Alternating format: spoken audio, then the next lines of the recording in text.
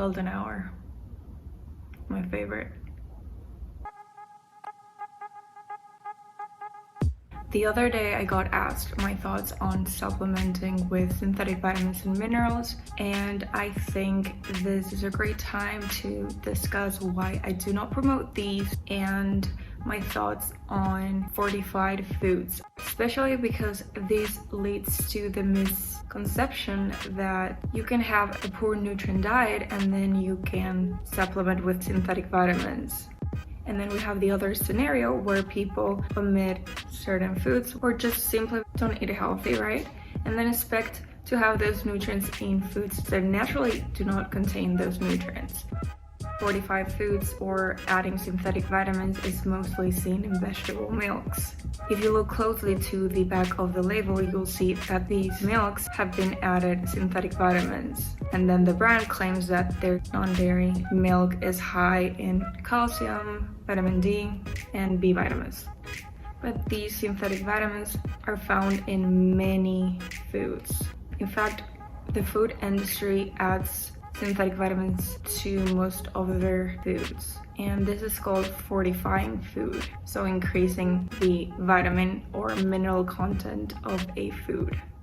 You can even see this in bread, pasta, and cereal, and these specifically are so nutritionally poor that they add synthetic vitamins, and then they claim these foods are so high in nutrients.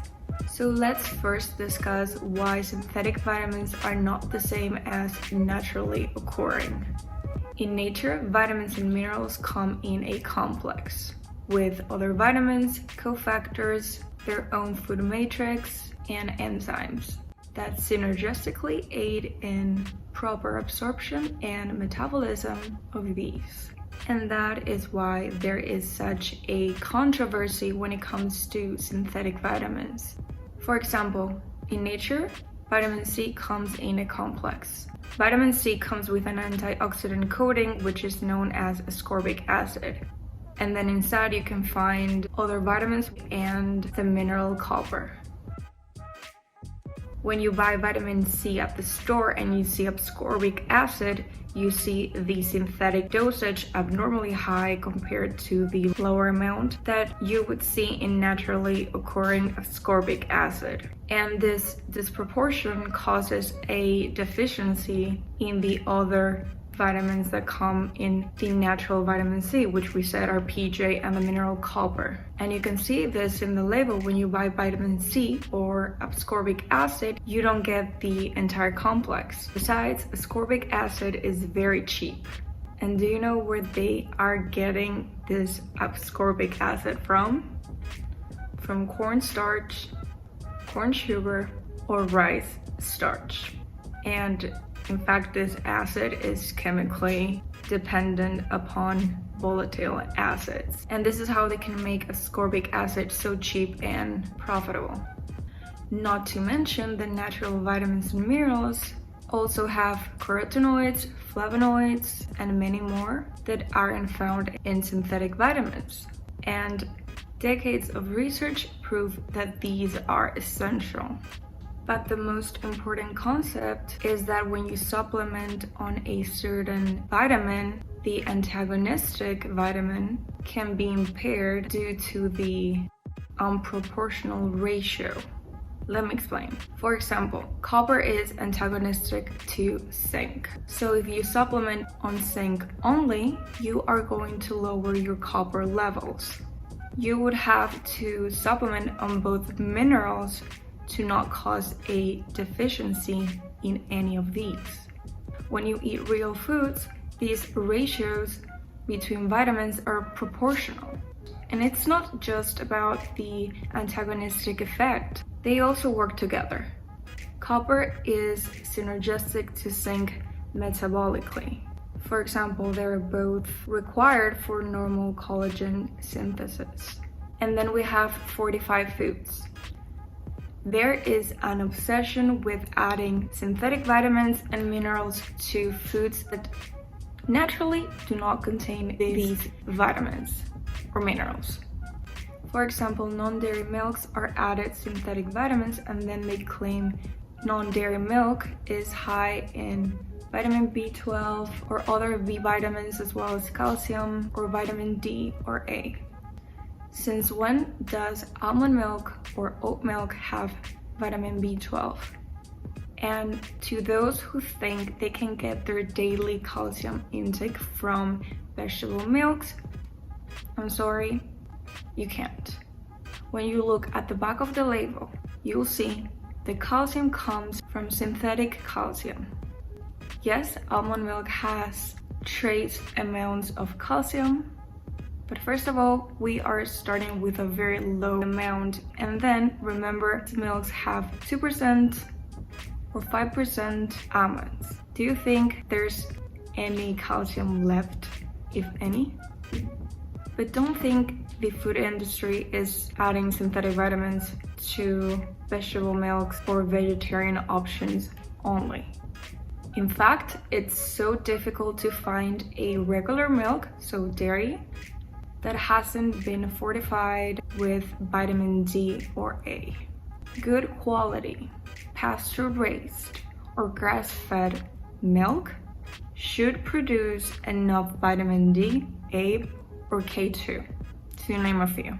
If they are fortifying their products, it's because the quality isn't there.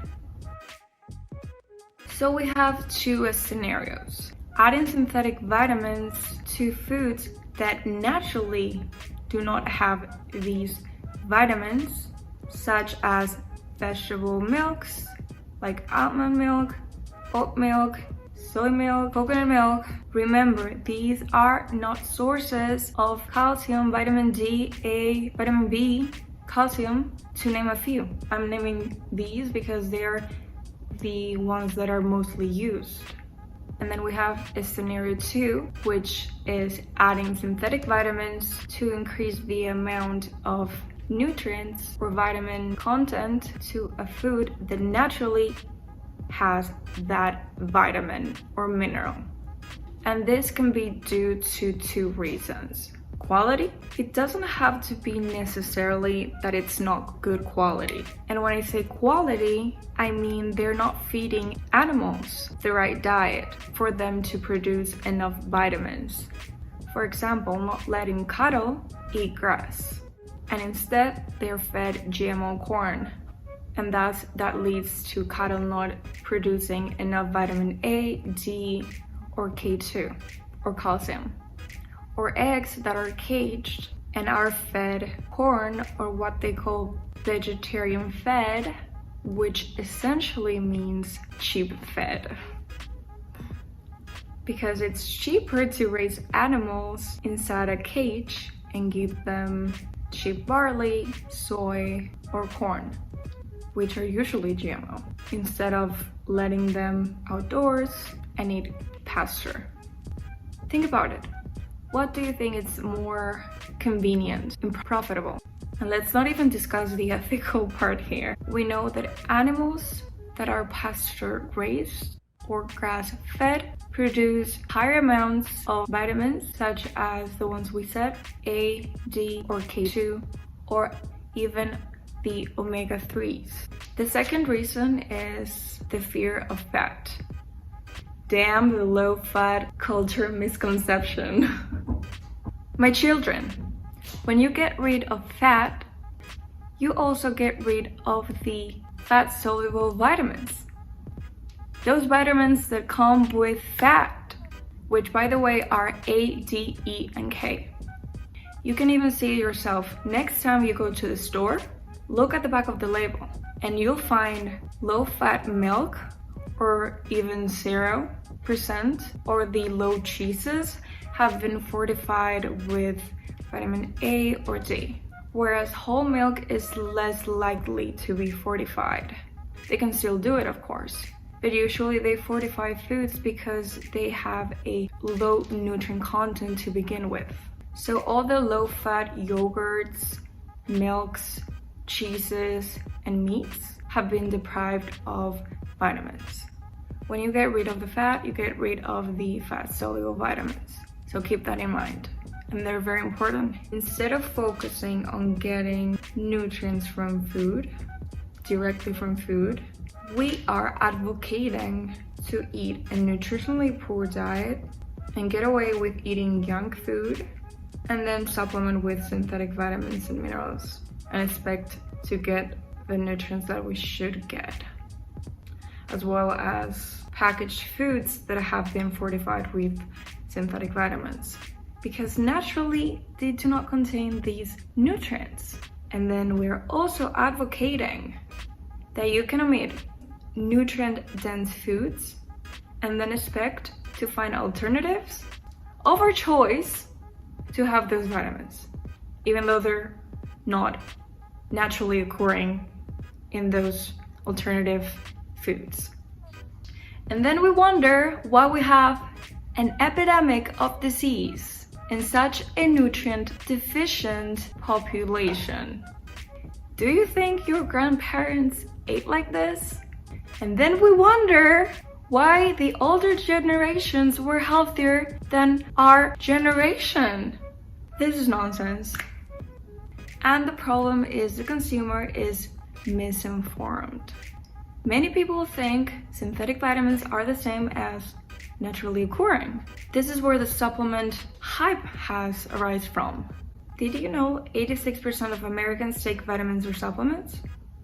And this doesn't alert me because I can tell you how many times I've seen people's kitchen and they have an average of 5 different vitamin mineral supplements. In fact, I remember one patient who had 12 different supplements. 12. And then he wondered why he wasn't feeling his best. I remember he said, I should be so healthy because I'm taking all of these vitamins and minerals. Poor guy, he was simply misinformed, like so many. Nonetheless, please note there are some instances or cases where supplementing with synthetic vitamins might be... Wait guys, it's actually getting quite dark, so I'm gonna turn the lights on. So one sec. Alright. Please note there are some instances where supplementing with synthetic vitamins might be appropriate. It's the daily intake of synthetic vitamins during a prolonged time. That was the ice from the fridge. If you heard it, comment down below. What should be avoided? So self-supplementing during a prolonged time, that's what I worry about. Because for example, if someone has anemia, supplementing with iron might be the best way to go. Of course, we would like to find the underlying cause of the anemia, but as a temporary fix, supplementing with iron might be necessary. But this should be advised by your physician or dietitian. Never self-medicate or self-diagnose. So the takeaway here is try to get your nutrients directly from food.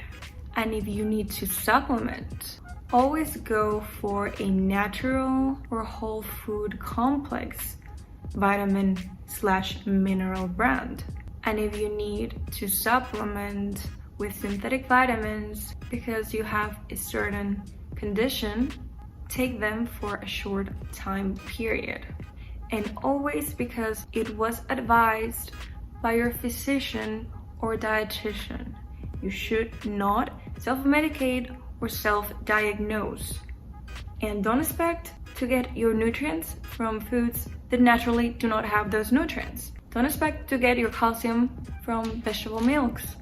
That is a problem when we omit certain food groups. We should have a variety of food groups to not have any deficiency. The only foods I promote or advocate to omit are the ones that are nutritionally poor, which are the high carbohydrate foods such as pasta, rice, biscuits, cookies, and of course ice cream and junk food, of course. I think that is a given, right?